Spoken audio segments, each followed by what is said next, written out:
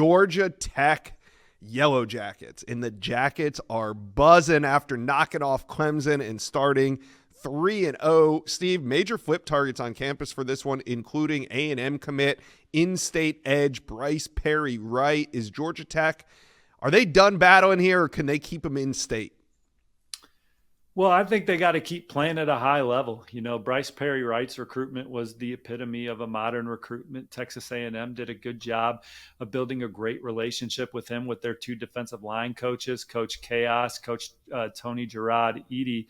But certainly, obviously, it was a very competitive recruitment for what you can offer off the field as well. So he's going to get back to Texas A&M for the Auburn game, but he's loving what he's seeing from Georgia Tech, loves the way they play defense, the way they've been consistent in the trajectory of the program. And that's how a lot of these in-state targets feel about Georgia Tech. Brent Key, hard-nosed, old-school kind of coach that gets the best out of his guys, but his players love playing for him. That atmosphere and culture around that team when recruits come on campus, when they go in the locker room, it really resonates with them. It's a place that's obviously getting the best out of their players, and it's a place where you can stay closer to home and now compete at a high level outside of the Georgia Bulldogs. Georgia Tech is instantly one of the favorites in the ACC, and if you win the ACC, Josh, what does that mean? You are in the playoffs. You are in the playoffs, and this is a program that's competing for a playoff spot. They have one of the more exciting quarterbacks in the country in Haynes King. Is he a Heisman candidate, in your opinion, Josh? Not yet, but he's getting there.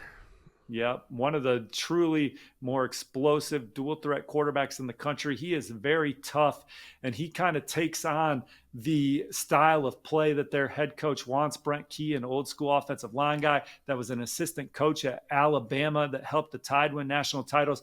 Now he's back at his alma mater. He has created a lot of excitement around this program, and there's no fluff. There's no BS with this Georgia Tech staff. There's no fake graphics generating all kinds of just excitement around your program with stuff that doesn't really matter. It's going on the field, kicking ass, developing your players, and creating a tough guy atmosphere that true alphas want to be part of. And Georgia, I talked to a Georgia Tech coach over the weekend, and it's like, well, this guy's not that high on someone else's board. Well, he's high on our board, and you see what we get out of our players. This is a guy that we want. We want him to come here, and we're going to get the best out of them. So if they're recruiting you, they believe in you, and they think that they can turn you into a much better player from 18 years old to 22-year-olds. And there's a lot more flip targets that were on campus. There's a lot more flip targets that maybe weren't there, but they're guys that they want to go after. That includes Texas A&M receiver commit Aaron Gregory.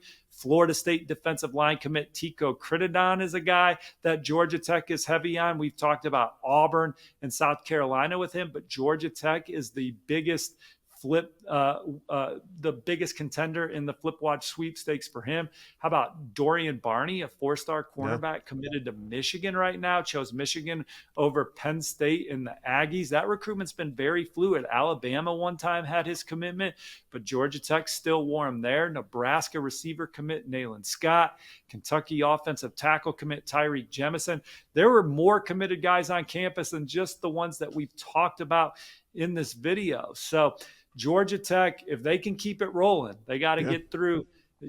The ACC is exciting, but if they can get to the ACC title game, let's see what they're able to do in a modern recruiting way with some of these guys. Because look, it's not like they're recruiting against other programs that can't develop players as well. But Georgia Tech, they're now showing they can win. And people are always like, oh, it's a bad game, this, bad game, that.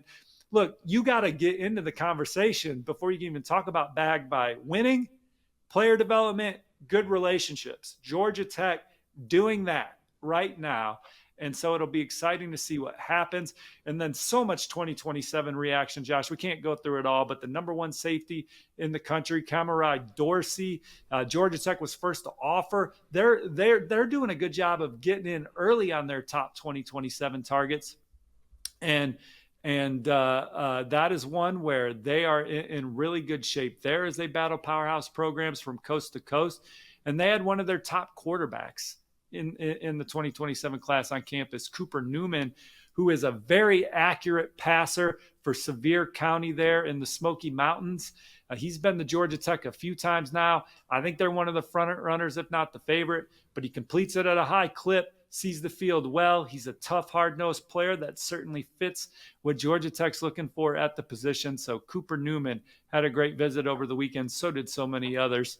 But it's just fun to talk about a new team that's prominent in college football right now. Brent Key and the Yellow Jackets are certainly that.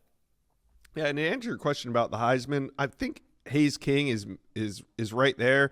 And there's kind of a couple quarterbacks. I think Diego Pavia, Tommy Castellanos, kind of all cut from that same cloth. Like, they might not make it to the NFL, but they are a problem if you got to deal with them at the college level, because they just play hard, Steve. They love ball, and they know how to make plays.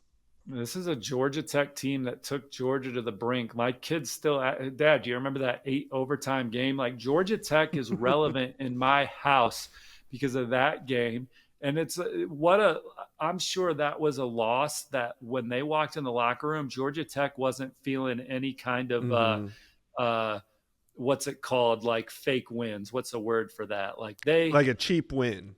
Well, they didn't feel like they lost that game and they were pissed about it. They didn't walk in there thinking, oh, we showed something. That was just another stepping stone game for this program. It wasn't like, oh, we're so close. It was, damn, we let one get away.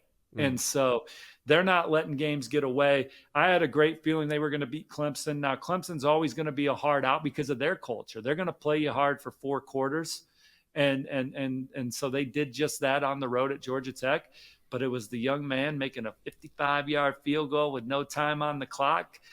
Couldn't see the field 2 minutes later with all the fans on the field. It was a special victory. Now let's see how they respond to some success. They've been building this program up for a couple years.